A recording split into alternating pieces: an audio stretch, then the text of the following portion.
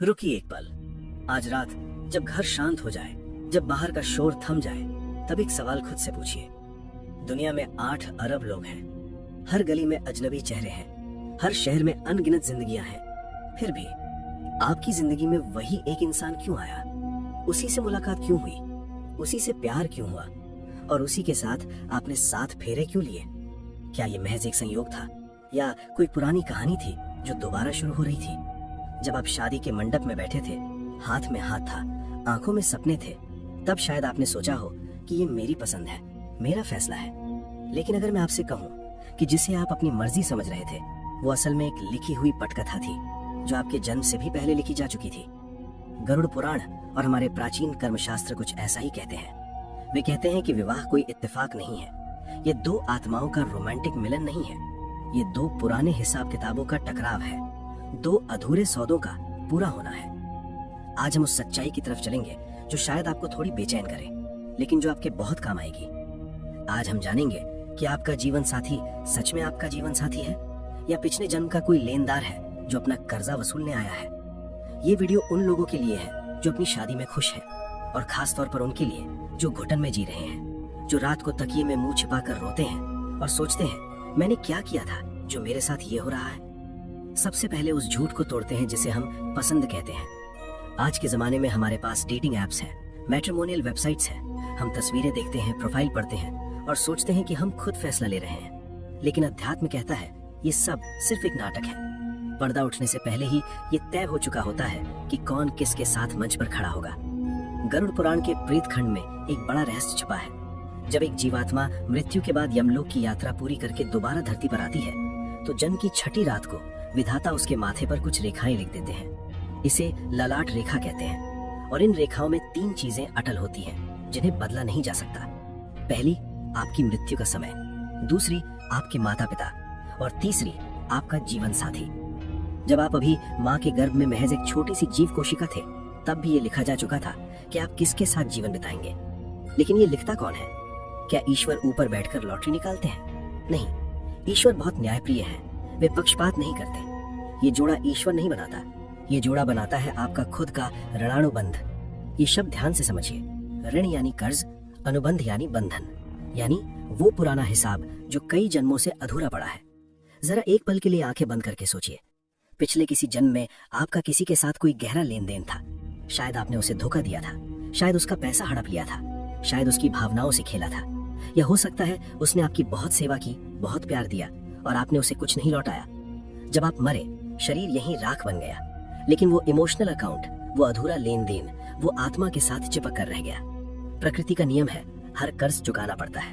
तो अगले जन्म में प्रकृति उन दोनों आत्माओं को एक ऐसी जगह लाकर खड़ा कर देती है जहाँ से भागा नहीं जा सके, जहाँ दोनों एक ही छत के नीचे, एक ही थाली में खाएं, एक ही बिस्तर पर सोएं। और वो जगह है विवाह, क्योंकि कर्ज चुकाने के लिए इससे बेहतर मंच और कोई नहीं। अब बात करते हैं उस सवाल की जो शायद बहुत से लोग पूछते हैं, शादी में अग्नि के फेरे क्यों? पानी क्यों नहीं? हवा क्यों नहीं? क्योंकि अग्नि को हमारे वेदों में सबसे बड़ा साक्षी माना गया है। अग्नि वो माध्यम है जो हमारी बात देवताओं तक पहुंचाती है। लेकिन इसका एक और गहरा अर्थ है। अग्नि कर्ज की प्रतीक भी है। जब आप उन 7 फेरों में उस आग के चारों ओर घूमते हैं, तो आप उस ब्रह्मांडीय ऊर्जा के सामने एक वचन दे रहे होते हैं। ये वचन है, हम अपने पिछले जन्मों के सारे अधूरे कर्मों को इस जन्म में मिलकर पूरा करेंगे। वे 7 फेरे कोई रस्म नहीं है, वे एक रूहानी हथकड़ी है जो आप अपनी मर्जी से पहनते हैं, लेकिन जिसकी चाबी आपके पास नहीं होती। चाबी होती है समय के पास। अब गरुड़ पुराण और कर्म सिद्धांत के अनुसार 3 तरह के विवाह होते हैं, और आप अपनी शादी को देखिए, आपको खुद पता चल जाएगा कि आप किस कैटेगरी में हैं। पहला, शत्रु विवाह। क्या आपने ऐसे जुड़े देखे हैं जहां पति पत्नी के बीच कोई प्रेम नहीं, जहां हर दिन एक युद्ध है, जहां एक दूसरे को नीचा दिखाना जैसे रोज की आदत हो गई हो? अगर आप खुद इस दौर में हैं, तो शायद ये सोचते होंगे कि मैंने क्या किया जो मुझे ऐसा साथी मिला। सच ये है, ये व्यक्ति इस जन्म में आपका पति या पत्नी बना है, लेकिन पिछले जन्म में यह आपका जानी दुश्मन था, या आपने इसके साथ ऐसा अन्याय किया था जिसे ये भूल नहीं पाया। उस वक्त ये कमजोर था, कुछ कर नहीं पाया, लेकिन मरते वक्त इसके मन में आपके लिए बदले की आग थी। वही आग इसे इस जन्म में आपके बेडरूम तक खींच लाई है। अब ये रुलाएगा, तड़पाएगा, और ये सिलसिला तब तक चलेगा जब तक मन की वो पुरानी गांठ नहीं खुल जाती। लोग इसे घरेलू हिंसा कहते हैं। अध्यात्म इसे कार्मिक सेटलमेंट कहता है। दूसरा, कर्जदार विवाह। एक बहुत मेहनती इंसान दिन रात खटता है, पैसा कमाता है, लेकिन सारा पैसा पार्टनर की बीमारी में, उसके खर्चों में, उसकी गलतियों को सुधारने में चला जाता है। ये संयोग नहीं है, पिछले जन्म में आपने उसका धन हड़पा था, आर्थिक नुकसान पहुंचाया था। अब वो ब्याज समेत एक एक पाई वापस ले रहा है, और जिस दिन वो हिसाब जीरो हो जाएगा उस दिन या तो वो सुधर जाएगा या शांतिपूर्वक चला जाएगा, क्योंकि सौदा पूरा हो गया। तीसरा, उदासीन विवाह। न प्यार न नफरत, पति अपने काम में मस्त, पत्नी अपनी दुनिया में। दोनों एक साथ रहते हैं जैसे एक ट्रेन के डिब्बे में दो अजनबी यात्री। ये तब होता है जब पिछले जन्म में आपका उस आत्मा के साथ बस थोड़ा सा लेन देन बाकी था, कोई गहरा कर्ज नहीं, बस छोटी मोटी रस्म बाकी थी। प्रकृति ने मिला दिया ताकि वो औपचारिकता पूरी हो जाए। और एक चौथी कैटेगरी भी है जो बहुत दुर्लभ है, पुण्य अनुबंध। जब दो बहुत सुलझी हुई आत्माएं जिन्होंने पिछले जन्म में एक दूसरे की मदद की थी, भक्ति में साथ दिया था, वे दोबारा मिलती हैं। ऐसा साथी आपको कभी गिरने नहीं देता, वो ढाल बनकर खड़ा रहता है। लेकिन कलयुग में ऐसे रिश्ते 1000 में एक होते हैं। अब एक बहुत संवेदनशील सवाल, विवाह के बाहर के संबंध, एक्स्ट्रा मैरिटल अफेयर्स। अगर शादी 7 जन्मों का बंधन है तो कोई तीसरा बीच में कैसे आ जाता है? शास्त्र कहते हैं कभी कभी हमारा ऋणानुबंध सिर्फ एक व्यक्ति के साथ नहीं होता।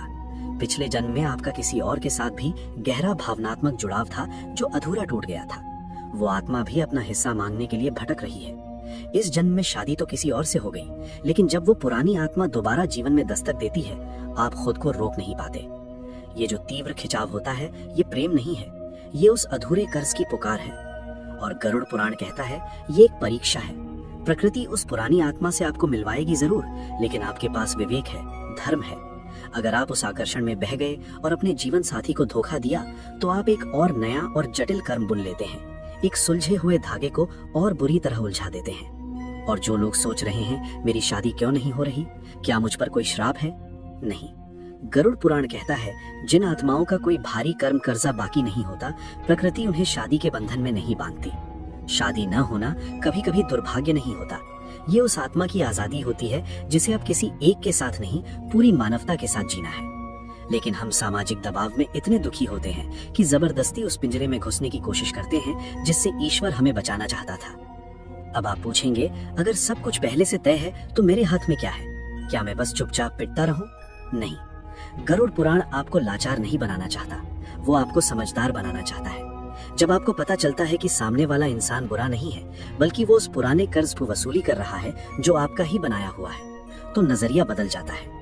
आप खुद को पीड़ित समझना बंद करते हैं। आप समझते हैं ये थप्पड़ जो मुझे पड़ा, ये मेरी ही फेंकी हुई गेंद थी जो दीवार से टकरा कर वापस आई है।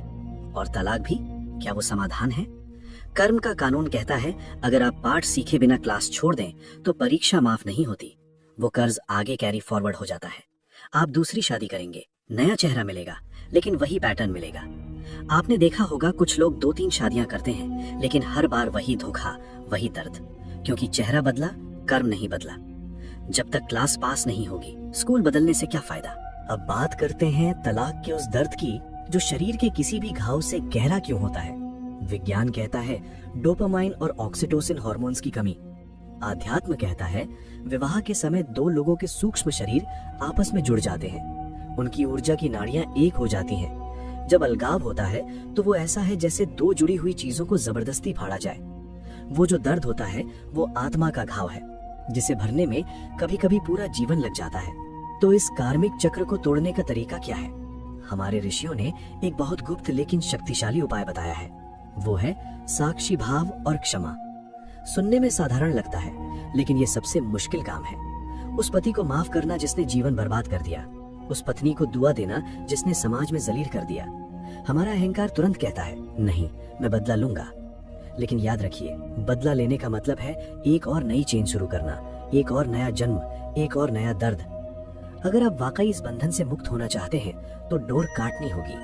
और ये डोर नफरत से नहीं कटती, नफरत से और मजबूत होती है। डोर कटती है उपेक्षा से, क्षमा से। आज रात एक काम करके देखिए, जब आपका जीवन साथी सो जाए तो उसके चेहरे को देखिए। उस वक्त वो शांत होगा, अहंकार सोया होगा। मन ही मन उससे कहिए, मुझे नहीं पता हमारा पिछला हिसाब क्या था, हो सकता है मैंने तुम्हें बहुत तकलीफ दी हो, उसके लिए माफ करना। और इस जन्म में तुमने जो भी दिया उसके लिए मैं तुम्हें माफ करता हूँ। हमारा लेना देना पूरा हुआ, मैं तुम्हें आजाद करता हूँ और खुद को भी। जब आप ये भावना रोज भेजते हैं तो एक चमत्कार होता है। सामने वाले की आत्मा जो अब तक बदले की प्यास में छटपटा रही थी, उसे शांति मिलने लगती है। बिना एक शब्द बोले, बिना लड़ाई किए, आप देखेंगे कि या तो उसके व्यवहार में बदलाव आएगा या वो शांतिपूर्वक आपके जीवन से दूर हो जाएगा। लेकिन इस बार कड़वाहट के साथ नहीं, मुक्ति के साथ। गरुड़ पुराण में एक और गहरा रहस्य है गर्भ संस्कार का। जो लोग अभी विवाह से पहले हैं, उनके लिए ये बहुत जरूरी बात है। शास्त्र कहते हैं, जिस तरह की ऊर्जा, जिस तरह के विचार पति पत्नी के बीच होते हैं, वैसी ही आत्मा उनके गर्भ में खींची चली आती है। अगर आपके बीच रोज झगड़े हैं, गुस्सा है, नफरत है, तो आप एक निम्न कोटि की आत्मा को आमंत्रित कर रहे हैं। फिर वो बच्चा बड़ा होकर आपको दुख देगा और आप पूछेंगे, मेरा बेटा श्रवण कुमार क्यों नहीं बना? वो कैसे बनता? आपने बुलाते वक्त जो फ्रीक्वेंसी रखी थी, उसी हिसाब से आत्मा आई। इसीलिए शादी को संस्कार कहा गया है, कॉन्ट्रैक्ट नहीं। और वो जो तीव्र आकर्षण होता है, जिसे हम प्यार समझ बैठते हैं। एक समझदार लड़की किसी आवारे के पीछे पागल हो जाती है। एक अच्छा लड़का किसी धोखेबाज के लिए सब कुछ छोड़ देता है। घर वाले समझाते हैं, दोस्त चेताते हैं, लेकिन वो कुछ नहीं सुनता। ये प्रेम नहीं है, ये उस पुराने कर्म की चुंबक है। सच्चा प्रेम कभी अंधा नहीं करता। सच्चा प्रेम शांत करता है, स्पष्टता देता है। अगर किसी रिश्ते में पड़ते ही आपकी नींद उड़ जाए, परिवार से झूठ बोलने पड़े, करियर छूटने लगे, तो समझ लीजिए ये आने वाले तूफान की आवाज है। और एक बहुत सुंदर उपाय जो हमारे पूर्वजों ने दिया है, दान और सेवा। अगर आपके वैवाहिक जीवन में क्लेश है, किसी कन्या का विवाह कराइए, किसी गरीब जोड़े की मदद करिए। जब आप दूसरों के घर बसाने में मदद करते हैं, प्रकृति आपका घर बचाने में लग जाती है। ये कोई अंधविश्वास नहीं, ये ब्रह्मांडीय नियम है। जो आप देते हैं वही वापस मिलता है। क्या प्रारब्ध को बदला जा सकता है? पूरी तरह नहीं, लेकिन हल्का जरूर किया जा सकता है। जैसे किस्मत में लिखा हो कि पत्थर से चोट लगेगी तो आप उसे टाल नहीं सकते, लेकिन अगर संभल कर चलें, जूते पहन लें, तो वो पत्थर चुभेगा नहीं। गृहस्थ जीवन हमारे शास्त्रों में सबसे बड़ा तप है। जंगल में भाग जाना आसान है, वहां कोई टोकता नहीं, लेकिन घर में रहकर रोज की तकरार के बीच जबान पर लगाम रखना, गुस्से को पीना और सामने वाले का भला सोचना, ये हिमालय पर तपस्या से भी कठिन है। अगर आपकी शादी किसी मुश्किल इंसान से हुई है, तो इसे सजा मत समझिए, इसे परीक्षा समझिए। ईश्वर ने आपको ये कठिन प्रश्न पत्र इसलिए दिया है क्योंकि वो जानते हैं आप में उसे हल करने की काबिलियत है।